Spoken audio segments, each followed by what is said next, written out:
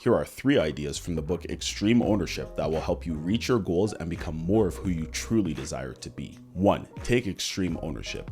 This idea involves taking responsibility for everything that happens to you in your life. To some people, this might seem like a crazy or maybe even irresponsible thing to do, but the beauty of this strategy is that it puts all the power back in your own hands. When you adopt the mentality that you are fully responsible for everything that happens in your life, it gives you so much more agency. It gives you a lot more creative ideas for how you can respond to what happens around you, and ultimately will allow you to respond in a superior way when unexpected things pop up. It'll also empower you to do everything you can in your power to make changes and improvements in your life, which ultimately improves the quality of your life.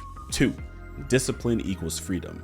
This one seems backwards to most people because when they hear the word discipline, they think about restricting yourself, preventing yourself from doing things that you may want to do. And in the beginning, it may actually mean that, but in the long run, you will experience more freedom and have more options if you choose to be disciplined early on. As an example, somebody who lacks financial discipline will always be living paycheck to paycheck and won't have the ability to take advantage of opportunities that pop up to, let's say, take a spontaneous trip. Furthermore, as they start to approach retirement age, their only option is to continue working because they weren't diligent in the way that they spent their money and they didn't set money aside for later years. So while those who were diligent in stewarding their finances in their 20s, 30s, 40s, and 50s are enjoying life, those who lacked discipline during their earlier years have no choice but to continue working in order to sustain themselves. And number 3.